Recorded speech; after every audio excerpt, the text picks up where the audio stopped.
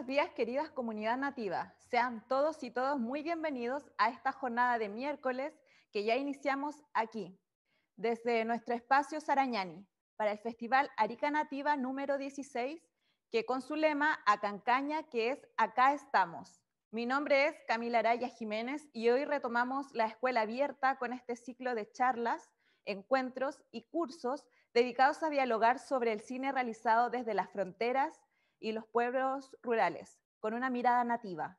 Hemos tenido ya la oportunidad de escuchar las experiencias de distintos realizadores, amigos como Idán Sanginés, José Guamán, Nat Nat Iguarán, Alicia Herrera y muchos más.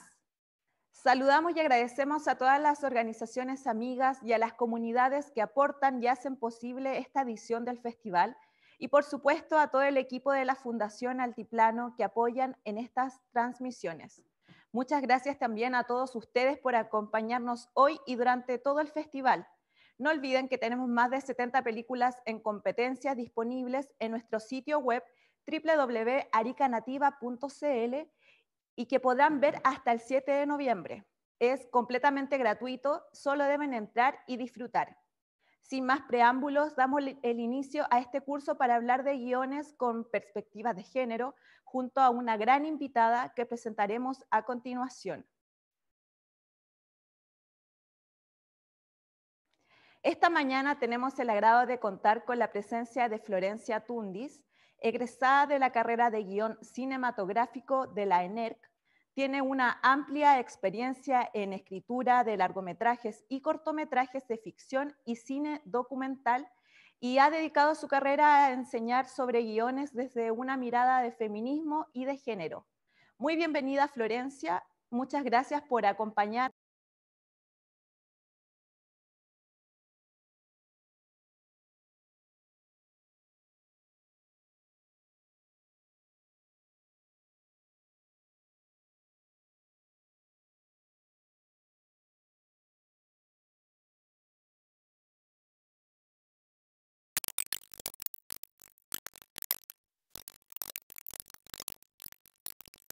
Digamos, a debate y a charlar sobre, bueno, lo que hablo yo y dudas sobre el cine feminista. Bueno, vamos a compartir el PPT y iniciar presentación desde acá. Ahí está.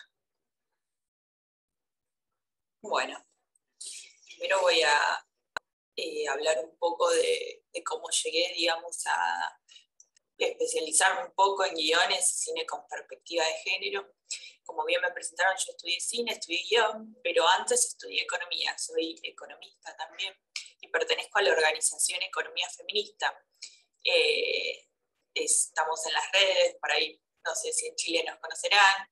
Hemos hecho trabajos con compañeras chilenas, se llama Ecofeminista en las redes. Y ahí es un poco como me introduje al feminismo. Yo, mi tesis de economía digamos, en mi trabajo me especialicé en economía con perspectiva de género, donde obviamente estudiaba y analizaba estadísticas con perspectiva de género. Ahora vamos a ver un poco qué es esto, para que no estén en tema. Lo que quería decir con esto es que empecé a analizar con estadísticas el cine. Yo, bueno, como decía, estudié cine también, y en la escuela no veíamos, la verdad, casi ninguna directora mujer o disidente, ni siquiera o guionista, digamos. Eran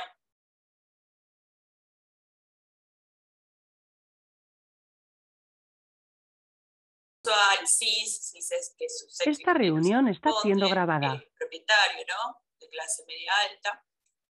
Bueno, todas películas de varones. No solo eso, digo, tampoco había una enseñanza de cómo construir un cine con perspectiva de género, de deconstruir estereotipos.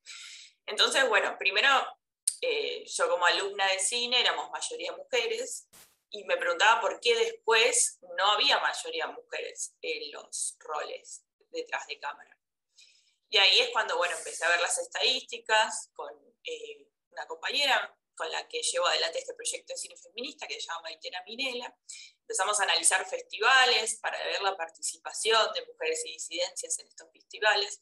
La verdad que las estadísticas generalmente son binarias, varón-mujer. Y bueno, lo que vimos, esto es de Argentina, ¿no? Estas estadísticas que estamos viendo en pantalla, es que sí, hay mayoría de lo rosa mujeres, el resto es varones, mayoría de mujeres en las carreras de grado y de posgrado, 55, 66, pero esto después no se traduce en los equipos de trabajo. Las cabezas de equipo, generalmente hay más mujeres en dirección de arte y producción, porque son roles estereotipados femeninos, ¿no? El arte, lo que tiene que ver con maquillaje, vestuario, y producción que tiene que ver con organización. Se replican las tareas, digamos, cotidianas a las que se supone que están dedicadas las mujeres. Y después están subrepresentadas en sonido y fotografía, que se supone que son roles más masculinos, porque hay que levantar cámaras, hay que, bueno, la caña de sonido. Y bueno, ahí tenemos el porcentaje, como repito, es de Argentina, pero es algo que se repite de manera internacional. Hay estadísticas, por ejemplo, de las que más hay, bueno, Estados Unidos, España, es parecido, digamos, en dirección y guión, más o menos 25% mujeres. Entonces, ahí estamos viendo quiénes están contando estas historias, ¿no? Quiénes están, bueno, obviamente escribiendo estos guiones, quiénes están realizando estos guiones. Entonces, ¿por qué un cine con perspectiva de género, no? ¿Para qué? Bueno, tenemos que ver qué historias vemos en las pantallas, quiénes nos están contando estas historias y cómo, están generando una visión sesgada del mundo. Siempre hubo mujeres en la producción de cine, es de ahora, ¿qué pasó? Y bueno, y lo principal es cómo es la relación entre cultura y estereotipos de género. Como sabemos, se retroalimenta, ¿no? La cultura y lo que decimos patriarcado. Entonces, bueno, por eso yo empecé por preguntarme quién está detrás de cámara, porque es, digamos, acto y consecuencia, ¿no? Quien está detrás de cámara es quien está contando estas historias y cómo las está armando. Entonces, brevemente digo, ¿qué es la perspectiva de género? Y cómo se relaciona con el cine. La perspectiva es un punto de vista. El punto de vista en el cine es fundamental. El punto de vista cinematográfico nos explica quién está mirando, cuál es el objeto mirado, quién es el sujeto de acción de la película, desde dónde se sitúa este sujeto para contar una historia. Es la información narrativa que se ve en pantalla. Entonces, es el recurso que le permite al director hacer que el espectador tome posición respecto a lo que es dicho, mostrado, contado. Esto es muy importante, la magia del cine es hacernos olvidar que es una construcción, ¿no? Meternos de lleno en esa ficción, o bueno, también un documental. Pero nunca hay que olvidar que es un artificio, que detrás hay alguien, bueno, generalmente el director o directora es quien toma las mayores decisiones, que está decidiendo, que te elige qué mostrar, cómo mostrar. Por ejemplo, algo puede ser ridiculizado o dramático según, obviamente, cómo te muestran los planos, cómo son esos personajes, cómo es el arte, cómo es la musicalización. Bueno, eso es súper importante para poder ponerle clima a una escena. Entonces, eso, nunca hay que olvidar la construcción de este cine, que todos sus puntos confluyen en un punto de vista. Ahora, entonces tenemos perspectiva, punto de vista. ¿Qué sería género? Bueno, el género es una construcción social. Tenemos el sexo, que corresponde a la genitalia con la que nace una persona, que está en constante estudio, desde la filosofía, desde los feminismos, también desde la ciencia. Y el género son las atribuciones culturales que se vinculan a los sexos, y que muchas veces funcionan para discriminar y estereotipar. Las atribuidas a lo femenino tienen mayor valor, al revés, lo femenino tiene menor valor social que lo que se asocia a lo masculino. ¿Qué quiero decir con esto? Y esto nos sirve, obviamente introduzco esto porque nos sirve para construir historias que se salgan de estos estereotipos. Por ejemplo, a lo femenino que se asocia a lo emocional, lo subjetivo, lo personal, y a lo masculino, por ejemplo, lo racional, lo objetivo, lo público, ¿no? Quien está en el ámbito más público. Y esto es porque bueno, esto viene también de mi palo de la economía, digo, las tareas de cuidado y tareas domésticas no remuneradas que se realizan en el hogar, que generalmente son realizadas por mujeres, ¿no? Y no tienen valor social, digo, generalmente no son reconocidas. Por eso me refiero con muchas veces tienen menos valor social que lo masculino. Y esto se usa para discriminar. Por ejemplo, lo emocional se relaciona a la mujer, ¿no? Una mujer supuestamente es más emocional que el hombre. Entonces, cuando se busca, por ejemplo, a alguien para un puesto mayor, por ejemplo, sí, en el cine puede ser de dirección o sí, de cualquiera, digo, de las áreas, no voy a contratar a fulanita porque es emocional. Ahí estás ocultando sexismo, digamos. Es una forma de discriminar por ser mujer con su estereotipo de género. Y esto obviamente afecta a todo aquel o aquella que se salga de este varón cis hegemónico. Digo, afecta por supuesto a varones gays, varones trans, mujeres trans, digo, los estereotipos afectan a todos. Bueno, un varón hegemónico que se quiera salir del estereotipo también. Entonces, tener una perspectiva de género va a significar tener en cuenta los estereotipos a los cuales son asociadas las mujeres y tener en claro que ellos son una construcción social. Eso tenemos que tener en cuenta para armar un guión, para contar una película. El cine es un aparato cultural que reproduce y reafirma estos estereotipos de género. Una teoría de género como define Teresa de Lauretis. Teresa de Lauretis es una estudiosa de cine feminista que recomiendo mucho,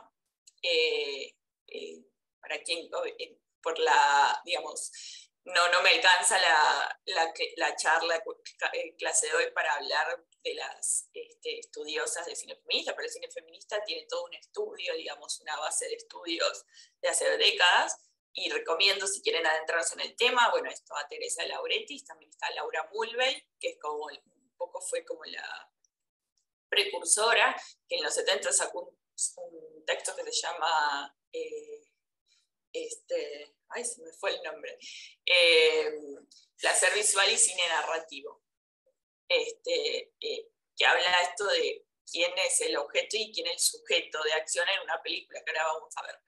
Entonces, tener una mirada feminista en el cine es cuestionar el estado de las cosas, es evidenciar estereotipos en películas y series y mostrar que no se trata de algo natural, que no es algo dado. Ahora les voy a leer una frase antes de ver la construcción de personajes en el cine, de otra estudiosa de cine con perspectiva de género que se llama Begoña Siles Ojeda. Begoña dice: el hecho indudable es que el personaje masculino está dentro de la historia y en el centro de la acción, mientras que el personaje femenino circula alrededor de él, como alma en pena. Por tanto, el personaje femenino, fragmentado entre la mujer mala y fálica, prostituta, amante, y el papel de mujer sumisa, débil pero virtuosa, madre, esposa, hermana o hija, está generalmente ocupando un rol secundario. En realidad, el personaje femenino es una sombra fantasmagórica donde se posa la mirada y el deseo del personaje y del espectador masculino, como si fuese un mero espectáculo del discurso cinematográfico, mientras que su deseo, su mirada y su palabra carecen de espacio para ser enunciados en el interior del texto fílmico. Bueno, esto habla mucho de los personajes en el cine y Begoña se inspira en este texto que yo decía de Laura Mulvey, donde habla justamente de quién es sujeto y objeto en una película. Laura Mulvey, por ejemplo, toma de referencia a La ventana indiscreta de Hitchcock para analizar, y obviamente ella analiza el cine clásico, pues es un texto de los 70, pero es algo que se sigue dando en el cine actual, donde vemos que esto, generalmente el protagonista es este varón hegemónico que tiene un deseo, que tiene una meta, que tiene un recorrido y una transformación de personaje, y la mujer, ahora vamos a ver los estereotipos principales de los personajes femeninos, pero la mujer, bueno, esto pulula alrededor del varón. Ahora por suerte hay más historias más diversas, ¿no? Pero en el grueso de las películas, sobre todo el mainstream, y el mainstream es el que más crea cultura porque lamentablemente es el que más ve la gente, ¿no? Entonces hay que analizarlo.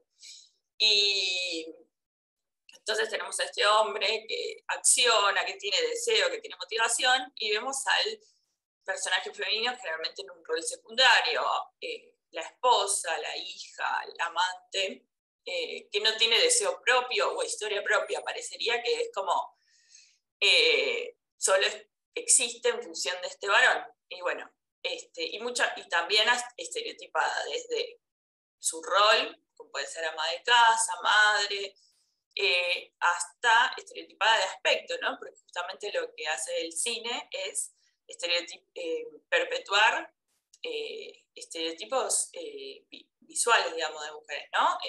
Hegemónicas, flacas, siempre hermosas, siempre impecables, toda esta irrealidad. Bueno, en Rear Window, que analiza Laura Mulvey, la protagonista es Grace Kelly.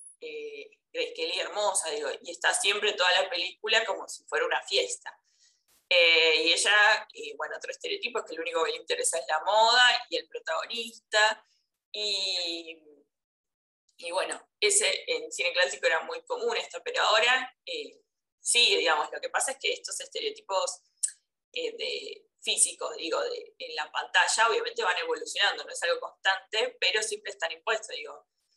En los 90 por ahí era el estereotipo de una mujer más flaca, y ahora con más curvas, pero siempre hay una imposición estética para con las mujeres, personas feminizadas, que va cambiando con las épocas, pero que se nos impone, bueno, ahora desde las redes sociales, obviamente, pero el cine y series y todo medio audiovisual también perpetúa cómo se tiene que lucir una mujer.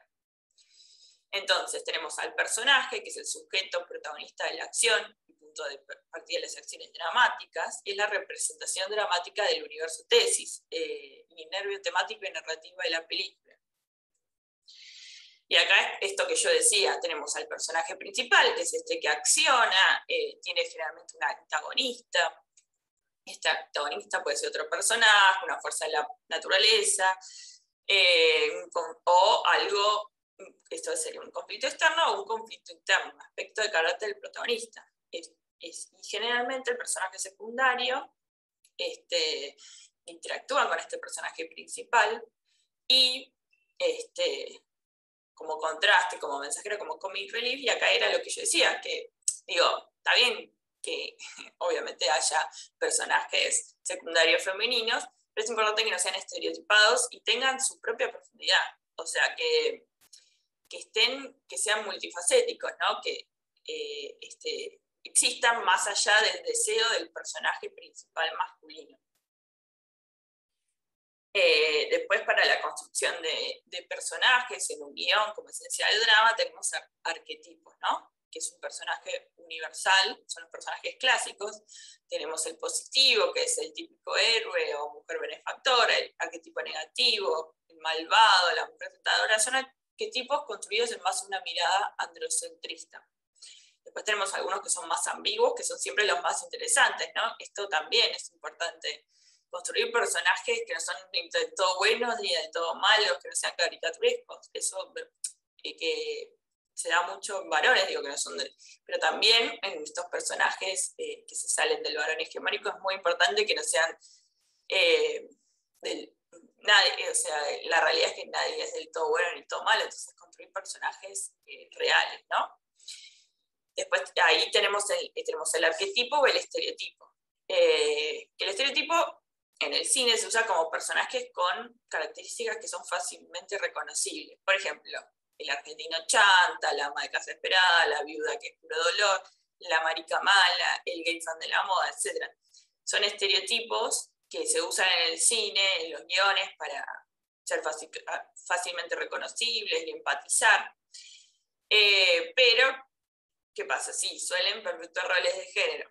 Y lo que pasa con los estereotipos es que no tiene que haber, por ejemplo, una mujer ama de casa, sino que sea un personaje ambiguo, digo, que no sea un estereotipo, que no esté siempre feliz, por ejemplo, y esperando a su marido, y que solo le importe eso, digo, que sea a profundidad, porque sí, la mayoría de amas de casa son mujeres, pero está bueno contar otras cosas, ¿no? Digo, ¿qué le pasa a esta ama de casa? ¿Cuál es su deseo más allá de este rol social que está cumpliendo?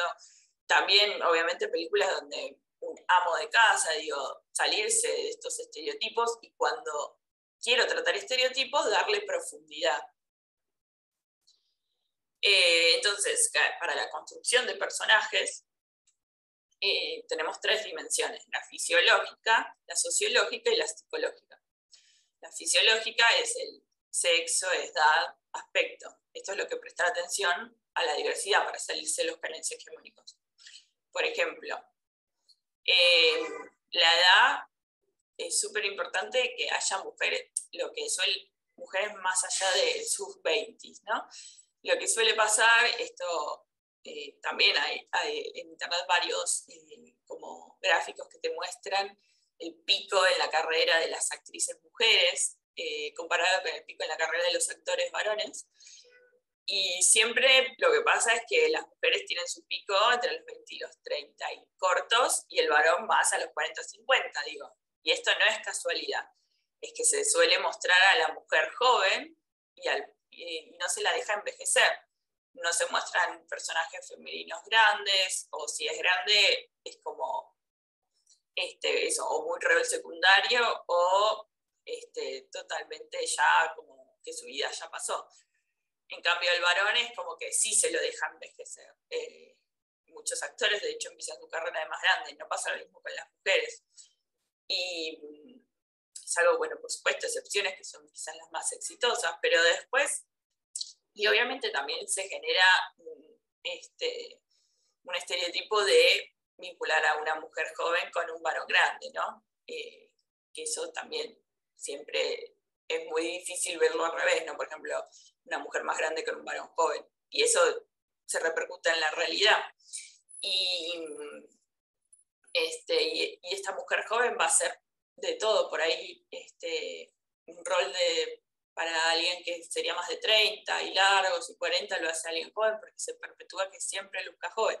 Y esto después repercute en las mujeres, y bueno, en las actrices obviamente, pero esto de que siempre tienen que lucir jóvenes, ya sea con operaciones o maquillándose en exceso, digo, es como que no se la deja envejecer a la mujer en pantalla y después en la vida real.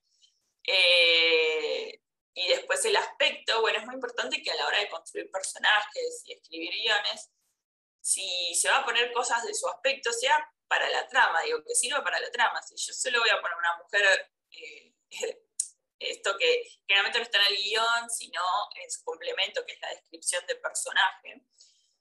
En la descripción de personaje, digo, lo que me sirva para justamente después que no sea siempre el mismo tipo de mujer que aparezca en pantalla. Si yo le voy a poner que sea flaca y hermosa, digo, pero esto no cuenta, no, en la trama no hace nada, ¿para qué lo voy a poner? Digo, no lo pongo así.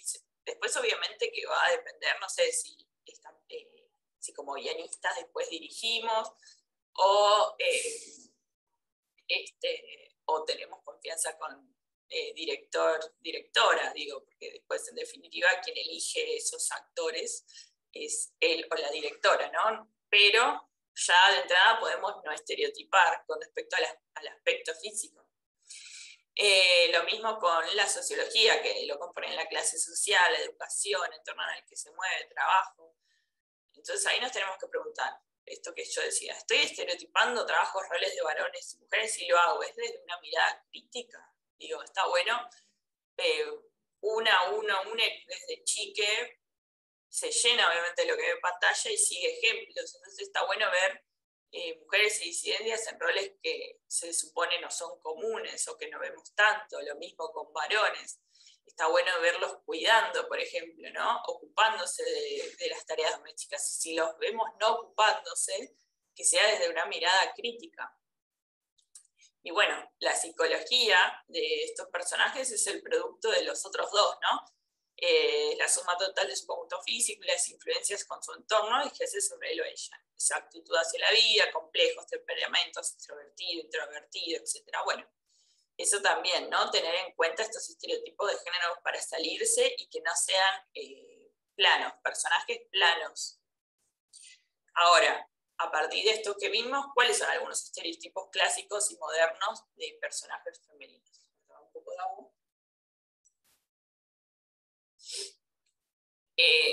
Bueno, a ver, esto ya los vimos hablando, algunos, pero los repasamos. Los clásicos son la mujer que cumple su rol social, esta mujer que, bueno, esposa, madre, lo que hace lo que los estereotipos de género esperan de una mujer. Después tenemos la mujer objeto de deseo, mujer fetiche, que muchas veces también es la mujer que cumple su rol social, o es antes de cumplirlo, antes de casarse.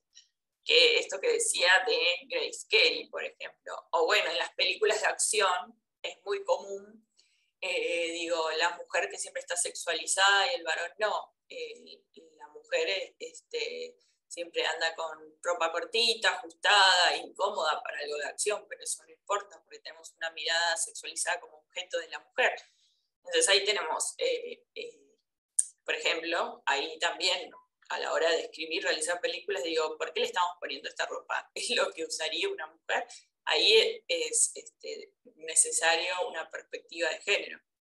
Después tenemos la mujer que busca al príncipe azul. Bueno, esta es el típico de los personajes de Disney, ¿no? La Bella Durmiente, Cenicienta, y que es muy importante. Ahora, por suerte, se empiezan a hacer películas para niñas y niños y niñas diferentes, ¿no? Que tienen otra finalidad, pero esto habla de crear cultura. Desde chicas veíamos estas historias donde básicamente la chica adolescente, porque generalmente era adolescente, la Sirenita tenía 16 años, dejaba todo por este príncipe azul que recién conocía.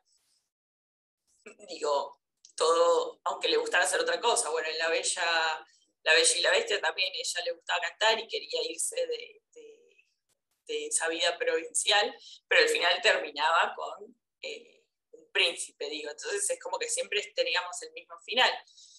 Y después, bueno, la mujer que busca el príncipe azul después se convierte en la mujer que cumple su rol social. Después tenemos esta dicotomía clásica entre mujer malvada, mujer buena, mujer prostituta, mujer ángel, también esto sobre todo el cine clásico, se demoniza a la mujer que ejerce libremente su sexualidad, ya sea que sale con muchos varones, o bueno, ni hablar, pero eso en el cine clásico es muy poco visto, una mujer bisexual o lesbiana.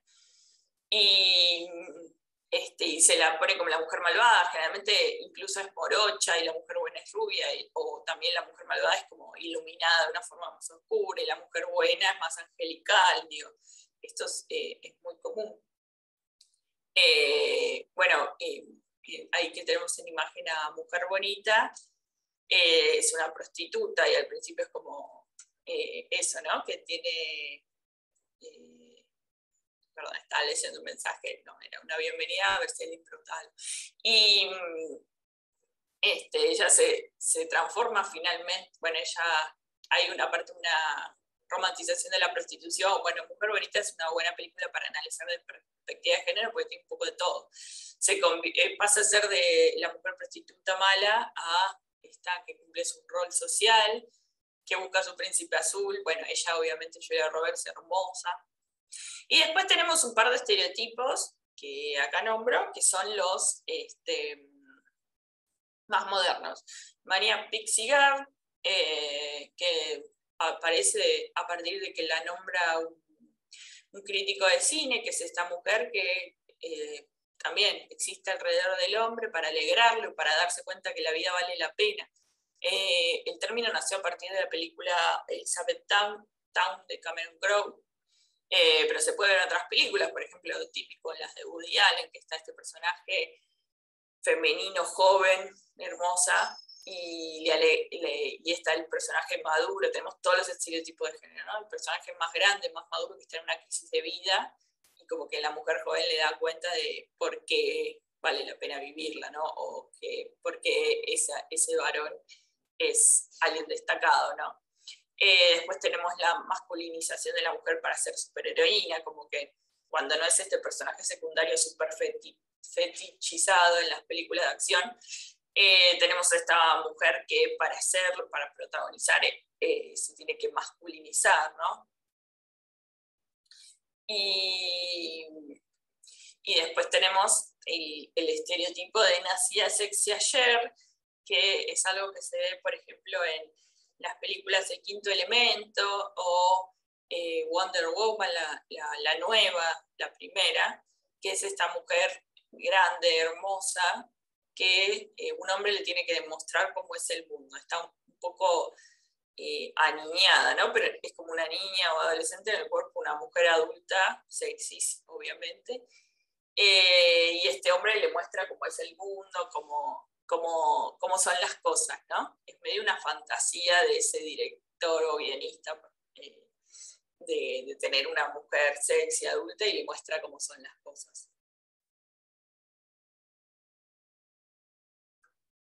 Ahí se me pasó. Ahí está. Bueno, y para ir terminando, bueno, repito, si alguien tiene una pregunta puede dejarlo en el chat o ahora abrimos a alguna pregunta, pero un test muy común que quizás lo escucharon nombrar alguna vez es el test de Bechdel, que supuestamente sirve para ver si una película tiene, o sea, si cumple el test de Bechdel. Para cumplir el test de Bechdel tiene que aparecer al menos 2 personajes femeninos, las cuales hablan entre ellas sobre algo distinto que un hombre, ¿no? La versión posterior exige que las 2 mujeres sean personajes con nombres, digo, que no sea esto, por ejemplo, vecina 1, camarera, ¿no? Sino que tenga un nombre, Sofía, Elena. Y bueno, cuestión que la persona que arma este test, a partir de un cómic, ya tiene varios años este test, dice como a ver si una película pasa este test de Bechdel, para ver si tiene personajes femeninos o no, que no están solo ahí como de decorado. Y se usa, de hecho, en internet hay páginas que te dicen qué películas pasan el test de Bechdel y cuáles no. El tema con el test de Bechdel sirve como algo rápido, digamos, como un test rápido para evaluar, pero después no es profundidad, digamos. No sirve para ver si una película tiene perspectiva de género, ¿no? Sirve como algo rápido, pero la realidad es que estos 2 personajes femeninos pueden ser completamente hegemónicos y estereotipados, pueden hablar sobre algo súper trivial, aunque no sea un hombre, y pueden estar 5 minutos y pueden aparecer más. Igual, aunque sea un test bastante, digamos, pobre para delimitar si tiene perspectiva de género o no, la mayoría de las películas no lo pasan. La mayoría de las películas no tienen 2 personajes femeninos que hablen, que no sea de un hombre. Pero a la vez, puede ver una película con muy pocos personajes y que tenga un personaje protagonista femenino, que tenga deseo propio, que esté bien construido y que no hable con otra mujer necesariamente, pero ser una película con perspectiva de género, como que no es tan fácil, digamos, como para pasar un test y ver si una película es feminista o tiene cierta perspectiva de género o no.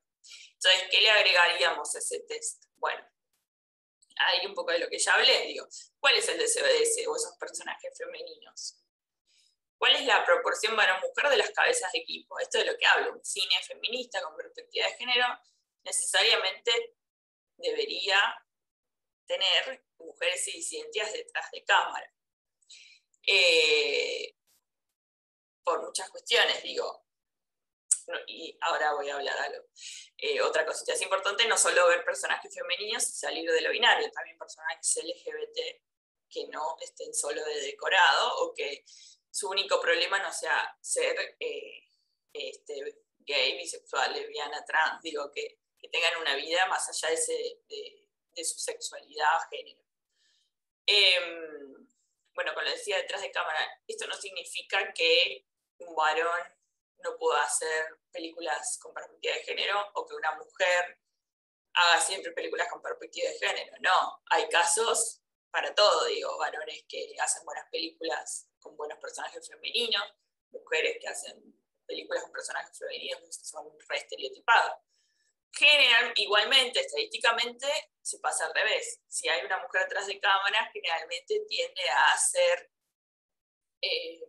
una construcción audiovisual más deconstruida.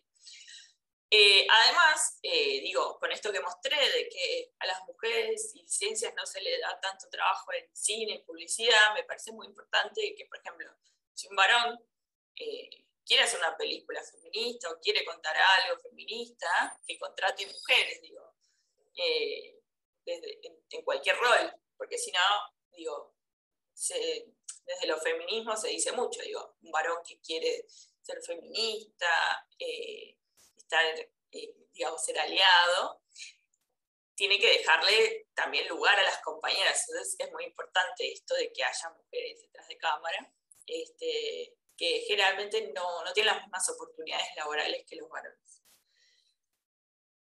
Y bueno, para cerrar, que no me deja pasar, no sé por qué. Ahí está. Otra frase de Begoña Siles Ojeda, que si quieren leer es un muy buen texto que resume bastante la historia del cine feminista, que se llama Una mirada retrospectiva, 30 años de intersección entre el feminismo y el cine. Dice, la teoría de la crítica fílmica feminista es, sobre todo y ante todo, un discurso de la sospecha, un discurso crítico que cuestiona el juego binario en que está anclada toda representación occidental. Mujer-hombre, femenino-masculino, naturaleza-cultura, negro-blanco, malo-bueno, colonizador-colonizado.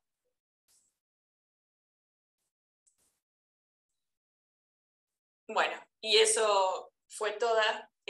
Muchas gracias. Me encuentran en las redes, cualquier cosa. Y ahora si alguien tiene una pregunta, pasamos a debatir o ver alguna otra cuestión. Muchas gracias, Florencia, por...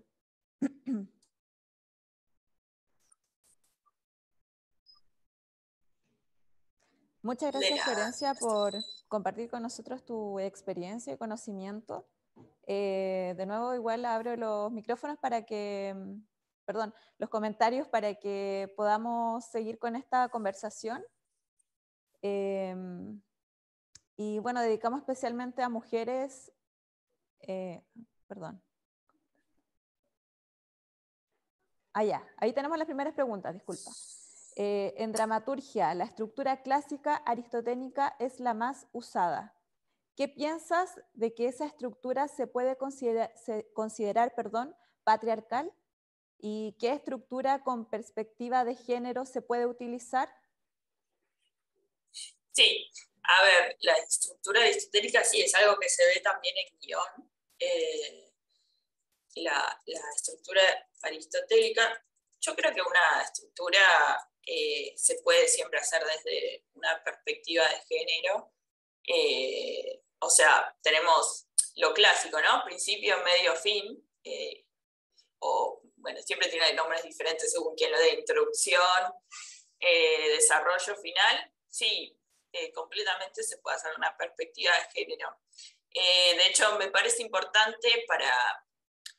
si se quiere hacer algo diferente, que no vaya con la estructura clásica de una película o serie, lo que queremos hacer audiovisual, aprender primero lo clásico para después desarmarlo.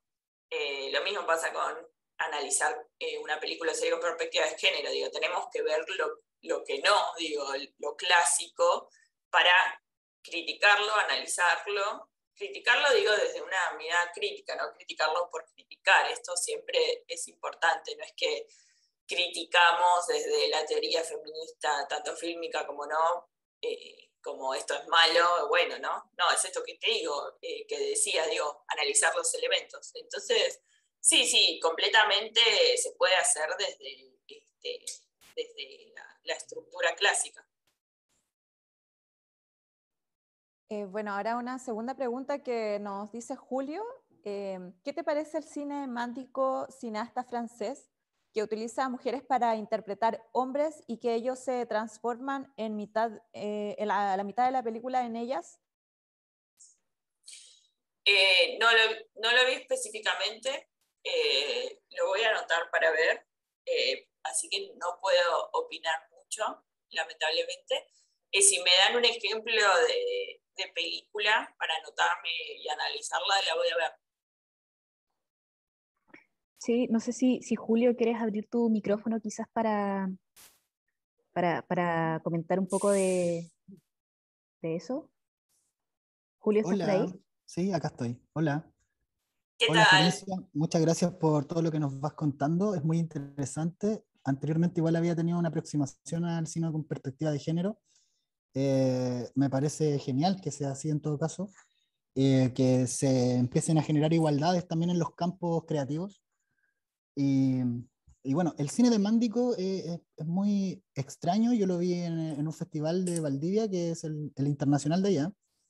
Y Uh-huh. claro, es una dramaturgia muy extraña también, como no tan clásica, y los personajes uno no se da cuenta que están interpretados por mujeres, e interpretan hombres al principio, y como toda esta caracterización un poco también desde la sátira, como burlándose un poco del estereotipo, y en la mitad de todo esto las cosas cambian y se vuelven mujeres.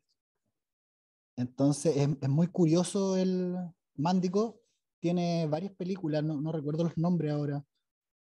Pero sí, se pueden investigar, aunque no están como liberadas. Como que yo las vi, porque en el contexto del festival hay estrenos y cosas que después no se pueden ver. Eso, Sí, gracias. no, gracias a vos. Sí, muchas veces pasa, la verdad que en los festivales se ven cosas súper interesantes y después es difícil acceder a eso.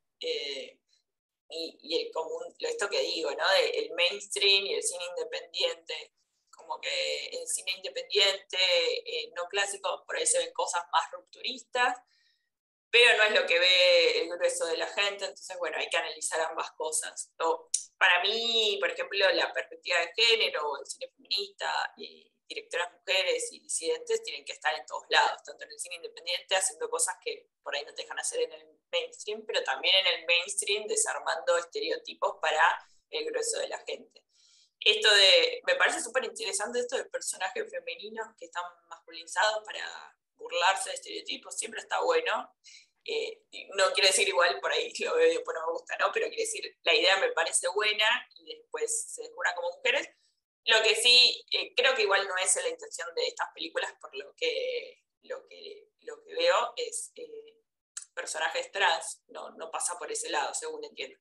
Porque siempre cuando se hace un personaje trans, bueno, mujer trans, es importante que sean actrices y actores trans. Bueno, como Una Mujer Fantástica, la protagonista que es una mujer trans, siempre me parece eso, importante. Sobre todo porque es una población bastante marginalizada que no consigue trabajo. Entonces, si vamos a contar historias de ellas, que estén en esas historias. Muchas gracias, Florencia, y a todos quienes han hecho sus preguntas y comentarios. Por supuesto, a Florencia por su gentileza y tiempo de estar esta Camila, mañana con nosotros. ¿Sí? Camila, disculpa, bueno, igual tenemos todavía unos minutos, les invito a quienes quieran de repente levantar sus manos, les podemos dar también acceso para que puedan abrir sus micrófonos. Y yo, bueno, tengo una pregunta más bien como un comentario, no sé, un poco para discutirlo. No sé, pues en el cine norteamericano hace algunos años atrás era muy normal, digamos, que por ejemplo, actores blancos interpretaran, bueno, a personajes negros, bueno, eso ya muy en el pasado, pero incluso en películas relativamente recientes también habían actores blancos interpretando a personajes asiáticos, ¿no? Por ejemplo, en Breakfast at Tiffany's, ¿no? Como, eh, no sé si en algún momento vamos a llegar a quizás ver a personajes, no sé, trans interpretados por actores cis como algo negativo, ¿no? De repente en algún momento vamos a dejar de normalizar, ¿no? Estas identidades que no son realmente. No sé qué te parece a ti. Eso es un buen tema para discutir y teorizar. Eh, sí, no, Ay, perdón, me apareció un cartelito. Es un tema, eso, sí, me parece que se está avanzando. Lo importante, yo creo, es como que lo que se hizo en el pasado, sobre todo en el cine clásico, no es como... sí analizarlo y criticarlo con teorías actuales, no obviamente juzgarlo y decir esto ya no vale, porque justamente como cualquier cosa histórica siempre vale para ver el presente. Entonces está bueno ver lo que se hizo antes, esto que decías, bueno, Breakfast at Tiffany, y bueno, lo otro es terrible, ¿no? Personajes blancos haciendo personajes negros. Yo creo que se está teniendo más conciencia de eso, de que justamente de la representación, ¿no? Esto de que se habla mucho ahora, que la representación importa, ¿no? Para justamente vernos representadas mujeres, disidencias, también de diferentes comunidades, verse representadas todas en pantalla. No entendí bien lo de cis y trans, ¿cuál era lo que habías dicho? Si quieres repetirlo, Constanza. No, eso de como de si finalmente vamos a llegar a un punto en que ya no nos va a parecer normal que un actor o actriz cis interprete a un personaje trans, ¿no? Como que probablemente Claro. en algún momento vamos a llegar a una mayor inclusión de actores trans, y ya hay varios, incluso más famosos, así como a nivel de Hollywood, como Elliot Page, ¿no? Que finalmente ahora se identifica, ¿no? como un hombre trans, ¿no? Como... Sí. Yo creo que sí, yo creo que estamos camino a eso, porque hay, o sea, lo que hacen las plataformas, digo, las redes sociales, es darle una voz también a esas personas, ¿no? Que justamente los canales clásicos no les dan voz para opinar o para analizar a las personas más marginalizadas. Entonces, como que ahora hay como más espacios para justamente criticar eso y para pedir trabajo para las personas trans. Entonces, me parece que ya no solo está mal, también está mal visto. Entonces, por ahí a quienes no le importe, de verdad, digo, no tengan perspectiva de género, no les importe darle trabajo a personas trans, igualmente por ahí no lo van a hacer porque ya no está como bien visto. Entonces, bueno, es en cierta manera un avance que si hay eso, está mal representado cierto colectivo o personas, ellas hablen y bueno, y si ellas no pueden, digo, por lo que sea, porque justamente no están en el mainstream, no tienen poder o lo que sea, otras personas podamos denunciar esto también, ¿no? Como no hay un documental muy bueno en Netflix sobre la representación trans, que habla justamente de cómo históricamente siempre, bueno, eran personas cis y además, bueno, también contado por directores, guionistas cis, entonces siempre tenían final trágico. Es muy común, digo, una persona trans tenga final trágico en el cine, como Boys Don't Cry, ¿no? Es una película que ganó el Oscar, no me va a salir el nombre de esta actriz, que está también $1 Million Baby, que termina mal. Bueno, eso es muy común. Entonces, ¿y esto qué hace? Bueno, genera una perspectiva negativa sobre las vivencias trans, o eran personajes malignos que engañaban a su partner, o engañándolos, tipo, lo que te mostraban, ¿no? En pantalla, como, no, sos trans, está mal, o sea, un horror. Entonces toda esta construcción que viene de personas cis hizo mucho daño a la representación trans en el cine, series. Entonces, por eso es muy importante darle su lugar desde detrás de cámara y adelante de cámara. Y esto, bueno, también personajes homosexuales en general tienen final trágico. Está bueno películas, series que tengan personajes LGBT que no terminen mal y que no tengan una vida trágica. Demostrar que se puede pertenecer a la comunidad LGBT y no ser, y ser una persona, digo, con una vida más o menos normal, digo, que no sea todo trágico, como para que justamente quienes ven esas películas, sobre todo personas LGBT más chicas, más jóvenes, puedan aspirar a que, bueno, puedo tener una vida buena, digo. Eso me parece clave. Bueno, Florencia, tenemos la última pregunta para ya ir cerrando, y es, ¿dónde podemos encontrar cursos, talleres, charlas o textos para poder profundizar más sobre todo esto que hemos estado conversando, que tú nos puedas recomendar? Sí, bueno, primero la autorrecomendación. Yo estoy en las redes, tengo Instagram, Cine Feminista, que hacemos con mi compañera Maitena Minela, y ahí subimos recomendaciones fílmicas con perspectiva de género, digo, cine, series, y recomendamos notas, talleres, cursos, de nosotras y de otras personas, así que nos pueden seguir en Instagram, yo también, bueno, Flor Tundis en Twitter, en Instagram también, y eso, recomiendo también explorar, bueno, Ecofeminita también replica cosas feministas desde todas las áreas de estudio, y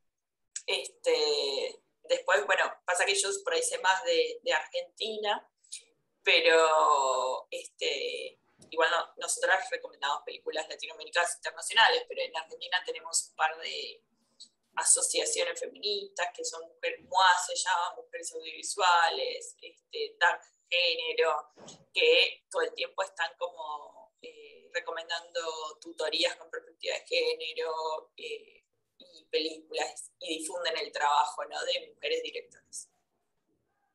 Muchas gracias, Florencia. Reitero los agradecimientos a las personas que hicieron sus comentarios, y de nuevo por tu gentileza y tiempo. Ya para cerrar, te dejo los micrófonos, Florencia, abiertos para que tú puedas decir algunas palabras de despedida. Bueno, no, muchas gracias por invitarme, muchas gracias a quienes escucharon, hicieron algunas preguntas. Espero que algo les haya llegado.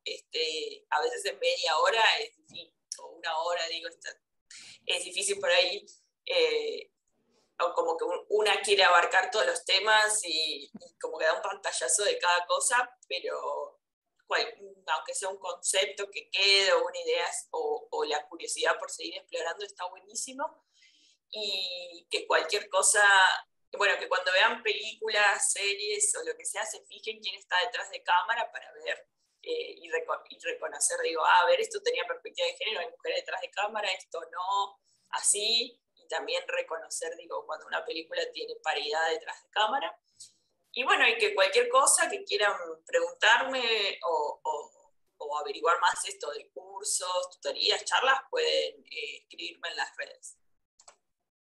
No, sin duda todo lo que comentaste le ha servido a todas las personas que nos han estado escuchando, y bueno, gracias. Nos despedimos ya en esta sesión. Agradecemos también la atención de todos y les invitamos a seguir con la sintonía de nuestra escuela.